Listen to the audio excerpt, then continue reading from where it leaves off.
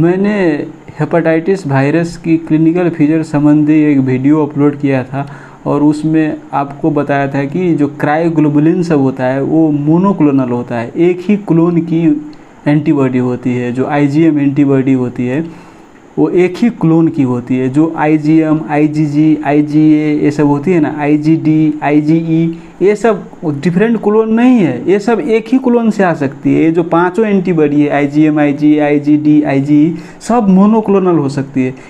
ये सिर्फ different class है। जो आईजीएमडीई एंटीबॉडी है ना, ये क्लास है, क्लोन नहीं है।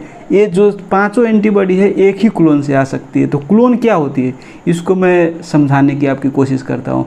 मान लीजिए कोई बैक्टीरियल इन्फेक्शन आपकी शरीर में प्रवेश करी, मान लीजिए स्ट्रेप्टोकोकल इन्फेक्शन हो गई आपकी ओरोफैरिंग्स की। तो जो स्ट्रेप्टोकोकल बैक्टीरिया है उसमें तो हज़ारों किस्म की एंटीजेनिक स्ट्रक्चर है। उसकी जो आउटर कवरिंग है सेल मेम्ब्रेन, उसमें तो हज़ारों लाखों किस्म के एंटीजेनिक स्ट्रक्चर है। तो एक ही, मान लीजिए आपकी शरीर आईजीएम बनाएगी, एक्यूट इन्फेक्शन हुआ है ना, तो आईजीएम क्लास की एंटीबॉडी बनाएगी। तो एक ही प्रकार की जो एंटीबॉडी बनेगी एक ही क्लोन की, तो क्या करेगी, एक ही एंटीजन को बाइंड करने पाएगी ना। और उसमें तो विभिन्न प्रकार की एंटीजेनिक स्ट्रक्चर है। कुछ की शेप ऐसी है, कुछ की शेप ऐसी है, कुछ की शेप ऐसी है, कुछ की शेप ऐसी है, कुछ की शेप ऐसी है, समझे।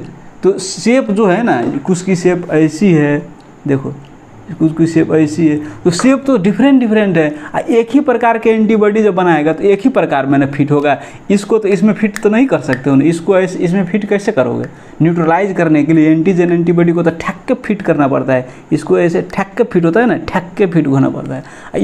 इसको ये फिट नहीं होगा तो इसको न्यूट्रलाइज नहीं करेगा ना। और वो बैक्टीरिया के सरफेस पर तो हज़ारों किस्म के एंटीजन है, सबको ठक के फिट होगा तभी है ना, ठक्के न्यूट्रलाइज करेगा। तो ठक्के फिट करने के लिए डिफरेंट क्लोन की एंटीबॉडी बनती है। इसीलिए इन्फेक्शन सब में जनरली पॉलीक्लोनल एंटीबॉडी होती है। आईजीएम में होती है एक ही क्लास की, लेकिन वो क्लोन डिफरेंट है, ठक्के फिट हो सके, समझे। क्रायोग्लोबुलिन में एक ही क्लोन की बनती है। जैसे मल्टीपल माइलोमा, उसमें तो म्यूटेशन हो जाती है ना, तो एक ही प्रकार की म्यूटेशन होती है।